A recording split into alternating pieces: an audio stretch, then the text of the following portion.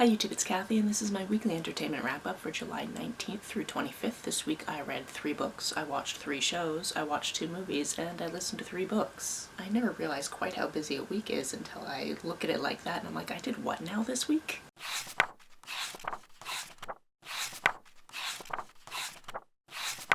First this week I finished The Transition. This is a book about a trans guy who has just recently gotten his top surgery and he's still in his senior year of high school. His parents have split up and his mom lives down in Texas. His dad works for an airline, so he's often away on business trips, which means that he's often either home alone or he's got his best guy friend over. There have been rumors of some pretty bad animal attacks recently in his town, and that comes to fruition one day when he lets his dog out to go to the bathroom and then suddenly doesn't hear his dog yapping in the backyard anymore, goes out to investigate and also gets attacked. Now with the help of both of his best friends, because he has a best friend from childhood and he has a best friend from work, they're trying to figure out what exactly is going on, and they're pretty sure it has something to do with werewolves. As you can likely imagine, this one is full of body horror, it's full of the terrible and disgusting things that happen. Also, there's a lot of transphobia from other students at his school. In particular, there are some that are very mean towards him. And this gets disgusting in a few different ways throughout.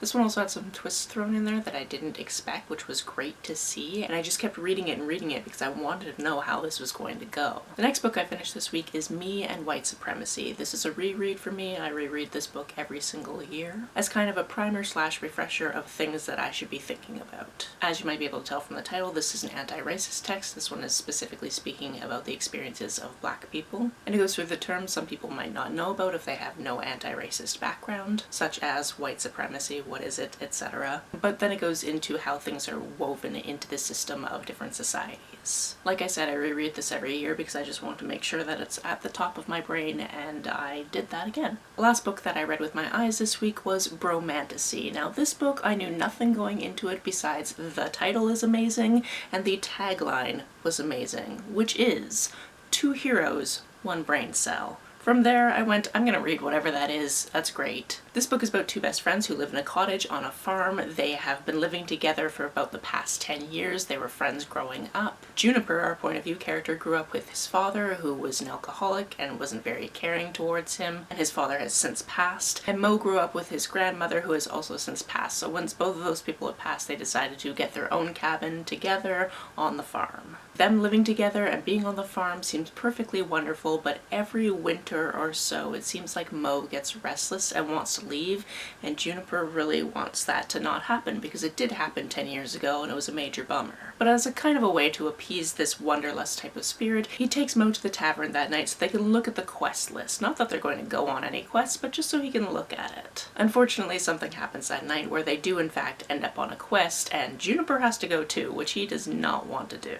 Now that they're on this quest together, basically fish out of water for one of them, maybe they'll actually talk about their feelings at some point. Or maybe they'll just keep wrestling it out. You'll have to read the book to find out. I really enjoyed this. You could tell the characters already cared very deeply for each other before this quest, but then certain things happen while they're on the quest that make you realize they're falling even harder for each other, and I just really enjoyed that. Also, there's another character that comes into this. I don't want to ruin it for you if you don't know anything about the synopsis, and that was just a wonderful addition to this little unit that I very much appreciated. This is also one of the type of books that tries to use terms from our day and age in this day and age as though it's a term that would make sense, and it does, sort of. So for example, it is talking about the idea of scrolling. For us, that's scrolling on our phone, doom scrolling if you will. But in this kind of medieval fantasy type of setting, that means literally reading a scroll and just keep going on that scroll for ages. The humor of this book is very much filled with things like that, so if you like that, you're going to enjoy this. If you hate when that type of stuff happens, this might not be for you. Either way,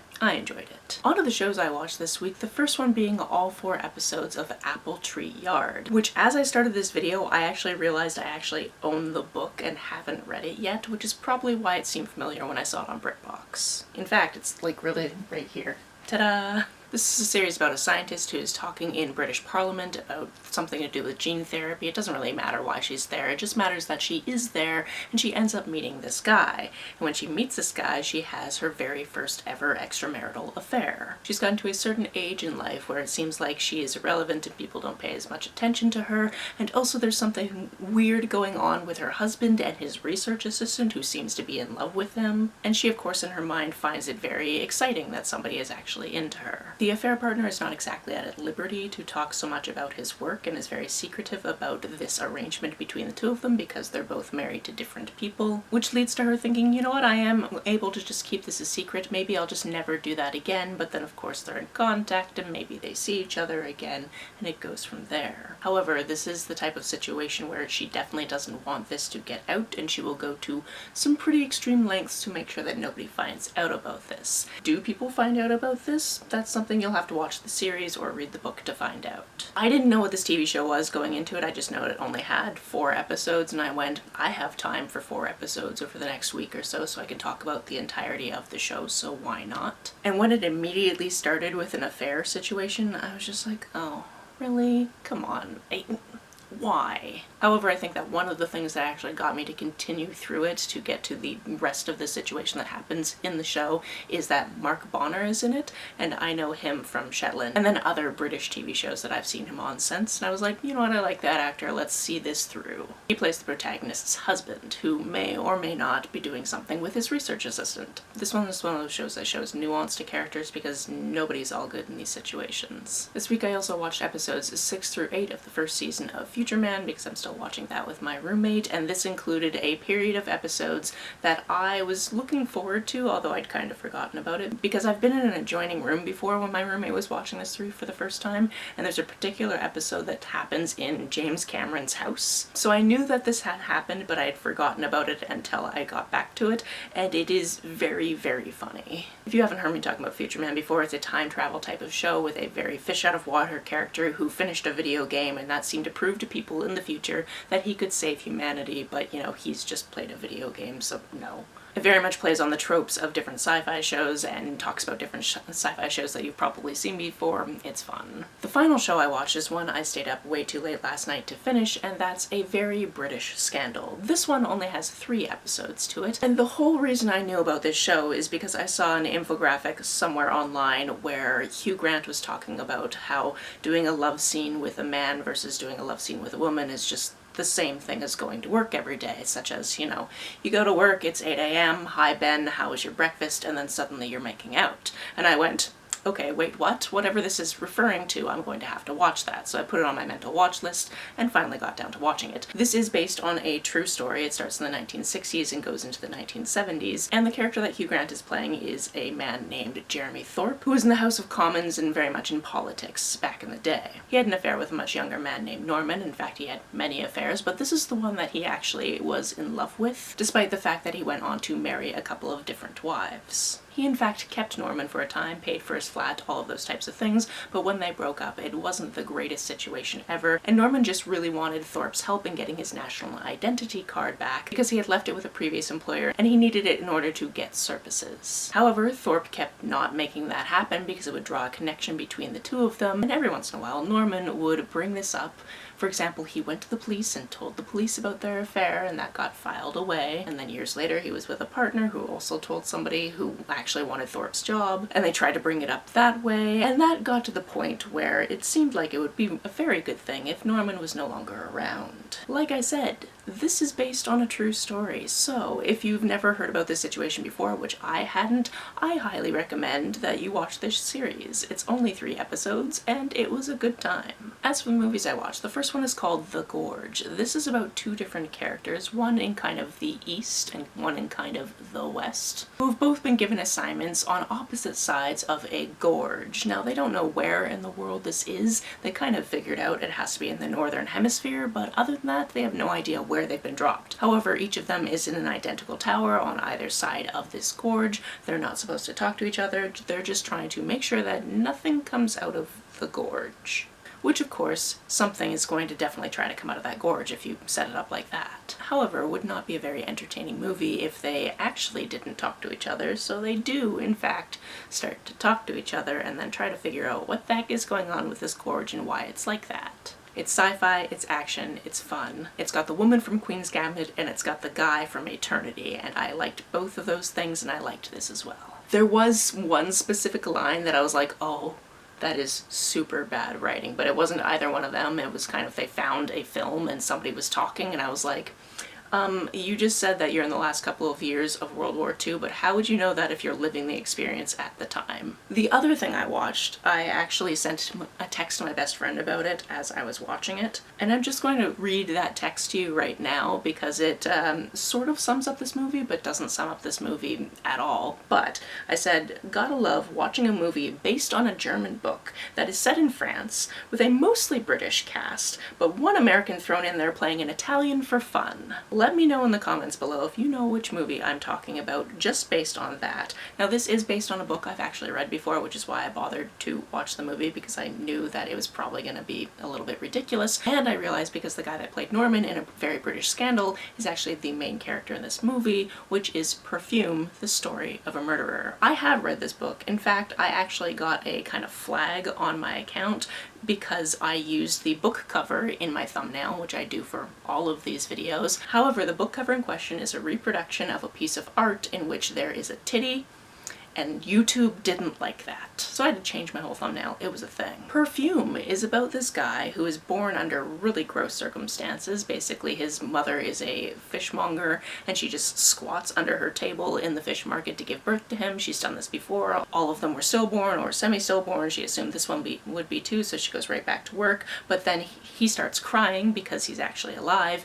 and everybody realizes this woman was just going to leave her baby for dead, so she's executed. He's sent to an orphanage. But right from that moment in his life, he actually has a wonderful sense of smell where he can just identify these scents everywhere in the world. He might not know exactly what they're called, but if you give him a compound scent, he can tell you exactly what's in it, which means that at some point he does end up wanting to work for this guy who makes perfume, because he also wants to be able to learn how to distill scents. Because slightly before working for this guy who makes perfume, he actually found a scent that he is obsessed with. Unfortunately, that scent was a literal woman, and while trying to just smell her and take up as much scent as he possibly could, she ended up deceased. So now he is on a mission to be able to bottle people's scents, and yes, the book does get weirder from here. In fact, there was a weird section I kind of skipped over because, like, we don't have time. This one was very strange. Also, the movie is from 20 years ago, so I got to see Alan Rickman in a movie I'd never seen before again, which was great. That hasn't happened in a while. As for the audiobooks I listened to this week, the first one is A Mango-Shaped Space.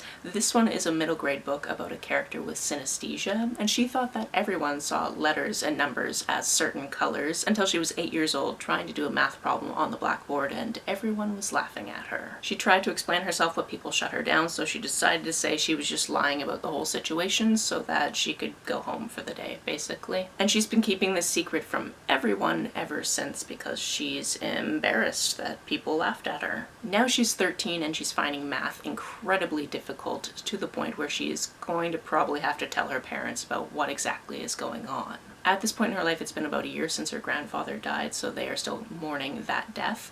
But since her grandfather died, she's actually adopted this kitten that she found near his gravestone, who is named Mango, specifically because his little meows are the colors of mango. This book is heartfelt and devastating in only the way that middle grade books can, because all of us lived through being that age and everything is new and every emotion is really, really big, and you just want the best for these people because they're literal children. This book is also a little bit older, so it has a little bit older of technology and things that are happening that probably wouldn't happen today. So it's actually interesting to revisit a childhood that was much more like my own than the childhood of people that are currently going through it today. The second audiobook I listened to this week week is Firewatching. This is the first in a series where our main character is a detective whose father was also in the service but unfortunately is no longer alive. And he works as kind of a one-man cold case squad. There was a case about 6 years ago where this guy went missing and now his body has turned up, and that's kind of reopened the case, so he tries to get his way into actually being on the case. Unfortunately, he has a kind of unfortunate overlap with one of the suspects, which means he should kind of recuse himself from this case. However, he doesn't really want to do that because this is also a way to get back in the good graces of the force, because something happened a while ago, you'll learn about it as you read, and he's trying to get his reputation back in order. Hi, sorry, my battery died and then I just banged my head against the wall because my editing software doesn't want to work on my new laptop and it keeps making me sign in and then doesn't let me do things and then makes me sign in again, which is really annoying because it's actually a whole thing. So I don't remember exactly where I was and I can't check because I can't get into the program to actually check. And I'm also in a time crunch because there's about to be construction around the house, so I wanted to get this done before that, so I'm just fast forwarding to getting that done. So I know I was talking about Firewatching, and basically there's a lot of characters to it, there's a lot of people that could be involved, there's a lot of misdirection. I really enjoyed that part of it. It is the first in a series. I would be willing to continue the series at some point. The third and final audiobook I listened to this week is The AI Con. This is all about the hype of AI, which is obviously all too present in our lives.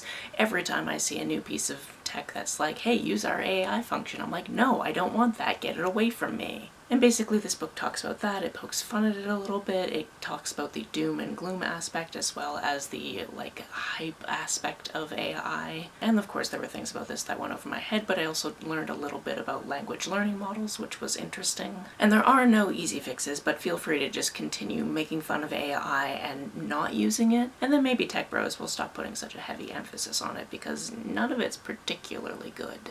That's it for this week. If you've read, watched, or listened to any of these, let me know about it down in the comments below. On the way down to the comments, if you hit that subscribe button, that would be very nice of you. If you don't feel like leaving a comment but want to make sure that I know you were here, just leave me an emoji or smiley face if you happen to be on your keyboard. Some people have asked if there's a way to financially support this channel, so I set up a Ko-fi account, which is a digital tipping service. The link for that, as always, is down below. You can like and share this as you see fit, and I will see you very soon. Bye!